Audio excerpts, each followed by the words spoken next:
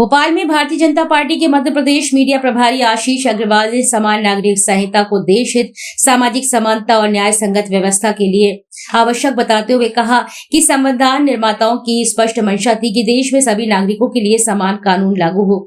Media से चर्चा के दौरान उन्होंने कहा कि यूसीसी केवल एक कानूनी सुधार नहीं बल्कि सामाजिक न्याय और राष्ट्रीय एकता को मजबूत करने वाला महत्वपूर्ण कदम है। आशीष अग्रवाल ने कांग्रेस पर निशाना साधते हुए आरोप लगाया कि तुष्टीकरण की राजनीति के कारण कांग्रेस इस विषय पर खुलकर चर्चा करने से बचती रही है। उन्होंने कहा कि संविधान के नीति निर्देशक तत्वों में भी समान नागरिक संहिता का उल्लंघन किया गया है और इसे लागू करना लंबे समय से राष्ट्रीय विमर्श का विषय रहा है। उन्होंने बताया कि मध्य प्रदेश में यूसीसी लागू करने की प्रक्रिया तेजी से आगे बढ़ रही है।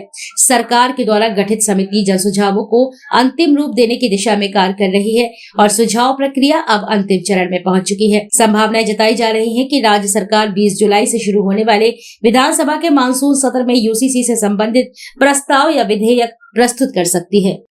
बुलाई गई है, तमाम जनप्रतिनिधियों से सुझाव मांगे। जीतू पटवारी कह रहे हैं कि जिन राज्यों में लागू हुआ वहाँ की जनता को क्या फायदा हुआ, मूल मुद्दों से भटकाने के लिए इस तरह की बात करते हैं आप लोग। देखिए, यूसीसी यानी समान नागरिक संहिता, और ये लोकतांत्रिक देश में तो होना ही चाहिए। और गर्व है कि मोदी जी और मोहन जी के राज में अब मध्य प्रदेश में भी अभी लागू होने वाली है और पूरे जोर शोर से लागू हो। कांग्रेस की भी बौखलाहट स्वाभाविक है, क्योंकि तुष्टीकरण की राजनीति करते करते इनको किसी वर्ग के विकास की ही चिंता है।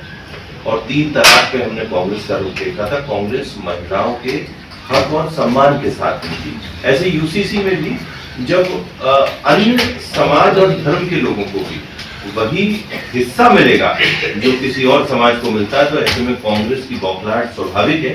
कांग्रेस को अपना रुख स्पष्ट करना चाहिए कि उसकी जो बौखलाहट है वो तेजी से हो रहे इस देश में, प्रदेश में बदलावों से है या उसकी छिनती हुई वोट बैंक की राजनीति।